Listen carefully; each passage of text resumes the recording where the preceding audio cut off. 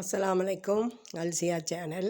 இன்றைக்கி power cut power போயிட்டு இன்றைக்கி அல்சியா சேனலில் என்ன சமையல்னா, ஒரு ரசம், மிளகு ரசம். இன்றைக்கி ஃபுல்லாக மிளகு போட்டு தான் வச்சுருக்கேன். மிளகு ஜீரகம் போட்டு இதை ஃபஸ்ட்டு தாளித்து விட்டோம். அதுக்கப்புறம் உருளைக்கிழங்கு புட்டு. உருளைக்கிழங்கு நல்லா வேக வச்சு மசிச்சாச்சு. இந்த உருளைக்கிழங்கை நான் எப்படி வைக்கிறேன்னு பாருங்கள். பெப்பர் போட்டு வைக்குவேன், இது டேஸ்ட்டாக இருக்கும். ஃபஸ்ட்டு உருளைக்கிழங்கு வச்சிரும். இதுக்கு தேவையான பொருட்கள்: தேங்காய் எண்ணெய், கொஞ்சம் வெங்காயம், சிறிதளவு வெங்காயம், கருவேப்பிலை, மிளகாய், பெப்பர் போட்டு வைக்கணும். கடுகு போட்டு தாளிச்சிட்டு மாசி பொரிச்சிட்டேன்.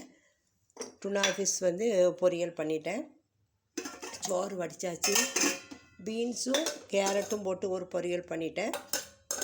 இன்றைக்கி வெள்ளிக்கிழமை கடகடன்னு வேலையை முடிக்க போகிறேன். ரசம் தாளிக்கணும். இப்போ இந்த அடுப்பில் ஃபஸ்ட்டு உருளைக்கிழங்கு புட்டு வச்சிரும். தேங்காய் எண்ணெய்,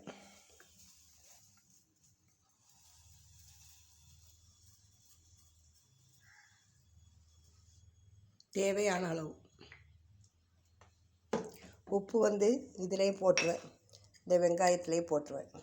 வெங்காயம் வதங்கும் போதே தேவையான அளவு உப்பை இதில் போட்டுடணும். நான் எப்படி வைக்கிறேன்னு பாருங்கள். ரசத்துக்கு கொஞ்சோண்டு வெங்காயம் போட்டால் தான் மணக்கும். நான் வெங்காயம் போட்டு தான் தாளிப்பேன் ரசத்துக்கு. இது வறுத்து அரைச்சி வச்சுருக்கேன். புளியை மஞ்சள் பொடி போட்டு நல்லா கொதிக்க வச்சுட்டேன். இப்போ கடுகு போடும் உருளைக்கிழங்கு புட்டுக்கு.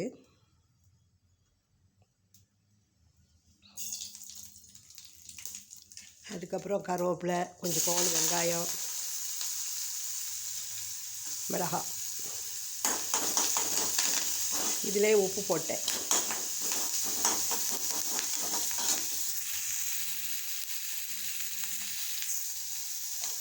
இது நல்லா வதங்கணும். பெப்பர் இதுக்கு போட்டு வைக்கிறது. இந்த புட்டுக்கு இவ்வளோ பெப்பர் போடணும், நல்லாயிருக்கும். எண்ணெயில் போடணும். இப்படி நீங்கள் வச்சு பாருங்கள், சூப்பராக இருக்கும். இந்த அடுப்பை பற்றிரும். ரசம் தாளிக்க போகிறோம். தேவையான அளவு நல்லெண்ணெய்.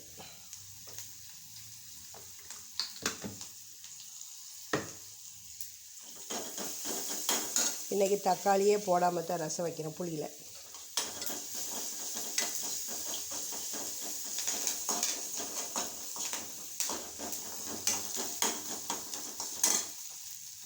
சிம்மில் வச்சுக்கிடுங்க அடுப்பை. சிம்மில் வச்சு தான் அப்படி கிளறணும். இந்த அடுப்பில் இப்போ கடுகு போடணும்.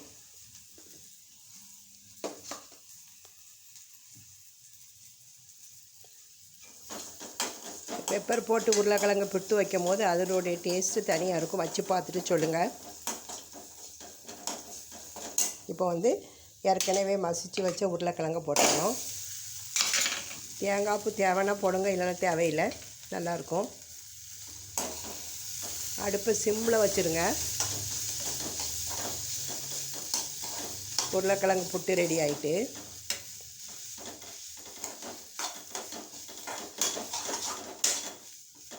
அப்படியே ஒரு 2-3 நிமிஷம் கிடக்கட்டும். உப்பு பத்துமான்னு பார்க்கும். எண்ணெய் காஞ்சிட்டு ரசத்துக்கு கடுகு போட்டாச்சு. கருவேப்பிலை, வெங்காயம்,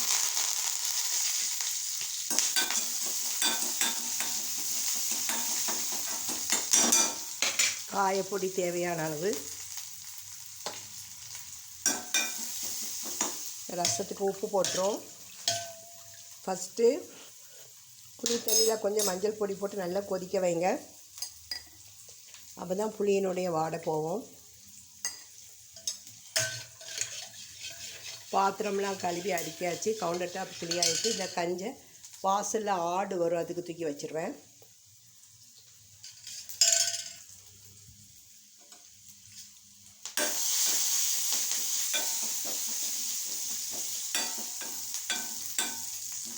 கரண்ட் போயிட்டு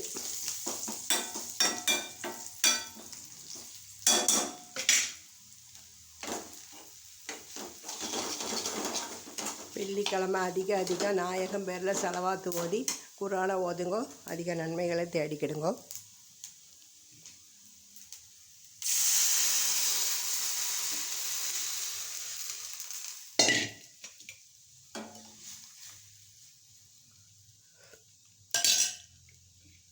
தக்காளி போடாமல் நம்ம ரசம் வைக்கும் போது அது 2-3 நாள் வரை கெடாது. உருளைக்கிழங்கு புட்டுக்கு வந்து உப்பெல்லாம் காரம் எல்லாம் கரெக்டாக இருக்கான்னு பார்க்கும். பெப்பர் போட்டால் நல்லாயிருக்கும். சூப்பராக இருக்குது. அதுக்கப்புறம் மத்தி மீன் இந்த ரசத்துக்கு இதை போட்டுறணும். ஏற்கனவே சொல்லியிருக்கேன், சீரகம் எல்லாத்தையும் ரைட்டாக வறுத்துட்டு தான் நம்ம வந்து மிக்சியில் அடித்து போடணும். சூப்பராக இருக்கும் ரசம். இப்போ நம்ம மீன் வறுக்க போகிறோம் கடலை எண்ணெயில்.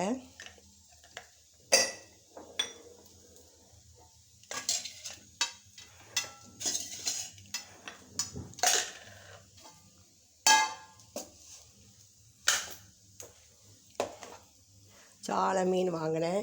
இது ரொம்ப நல்லது நமக்கு. இதை குழம்பு வச்சும் சாப்பிடலாம், நல்லாயிருக்கும். எலும்புகளுக்கெலாம் நல்லது. இது இன்றைக்கி வந்து ரசம் வச்சனால வறுக்க மட்டும் போகிறேன். இன்வெர்ட்டர் லைட்டு போட்டு பார்க்கும்.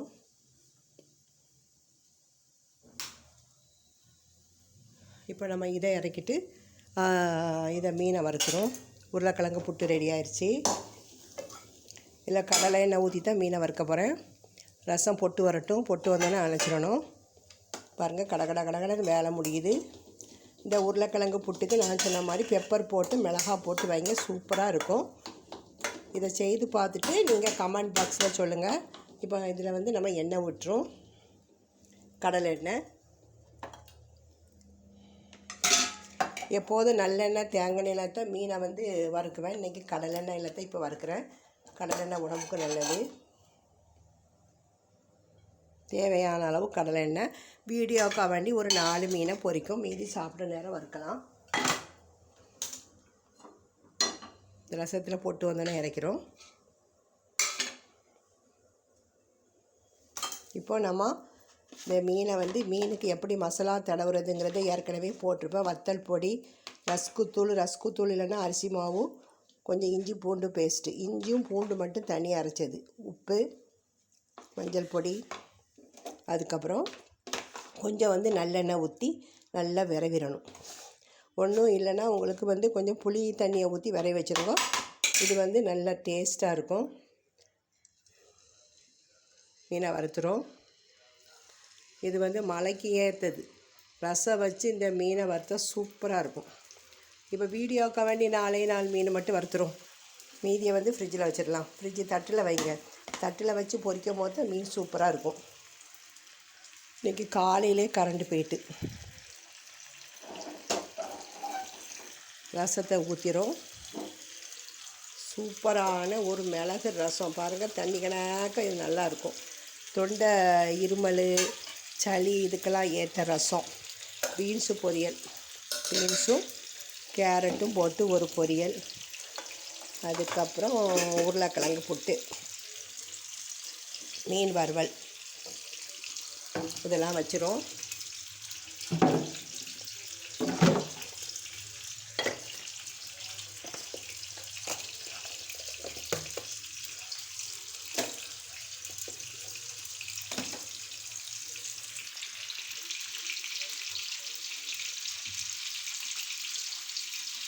காலையில் ராகி சேமியா கிண்டினேன்.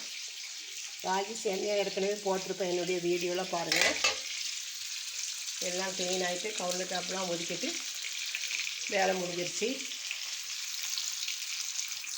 இப்போ வந்து ஒரு பேப்பர் துண்டை வச்சு இந்த அடுப்பு மேலே ஃபுல்லாக க்ளீன் பண்ணிடலாம். ரசத்தை வந்து ஊற்றினோடனே கொஞ்சம் மூடிடணும். இப்போ மீனை வறுக்கும்.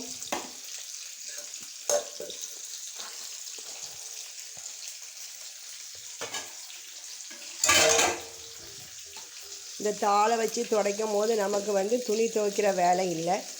அந்த பிசுபிசுப்பு இருக்காது. ஃபஸ்ட்டு ஒரு தாளை வச்சு நல்லா கவுண்டர் டாப்பை க்ளீன் பண்ணிவிட்டு வேறு ஒரு பேப்பரை வச்சு துடைக்கணும். அடுப்புக்கு மேலே இதே தான் நான் துடைக்குவேன்.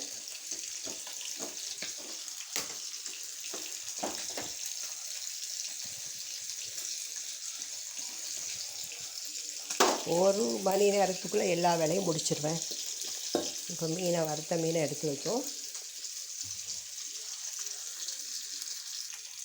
இப்போ நம்ம மீனை திருப்பி போட்டுருவோம். மீதி மீனை வந்து மதியம் சாப்பிடும் போது வறுத்துக்கலாம். இந்த நான்ஸ்டிக் வந்து புழங்கக்கூடாது தான், ஆனால் நான்ஸ்டிக்கில் தான் அழகாக மீன் வந்து ஒட்டாமல் வரும்.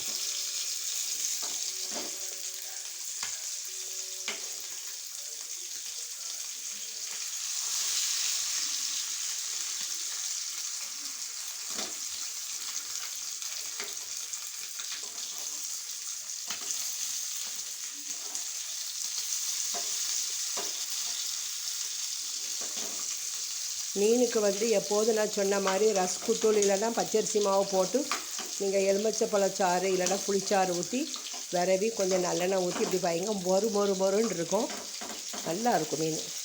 அதே மாதிரி இஞ்சும் பூண்டும் தனியாக தான் நான் அரைச்சி வச்சுருப்பேன் மீனுக்குன்னு போடுறதுக்கு.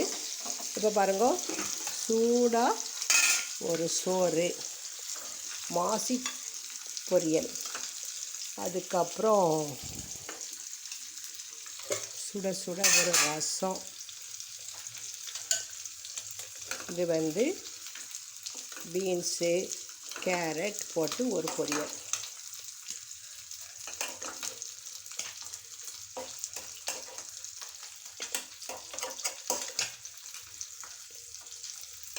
சிம்மில் வச்சு நம்ம வந்து கரியாமல் பண்ணினாலே எல்லாமே டேஸ்ட்டாக அதனுடைய டேஸ்ட்டே நல்லாயிருக்கும். அதுக்கப்புறம் உருளைக்கிழங்கு புட்டு, ரசம், மிளகு ரசம்.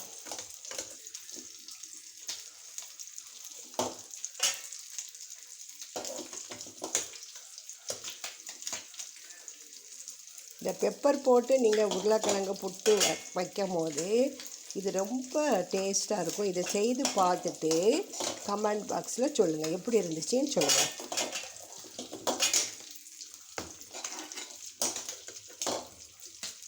பாருங்கள், பச்சை மிளகாயும் போடணும், பெப்பரும் போடணும், மிளகு பொடி,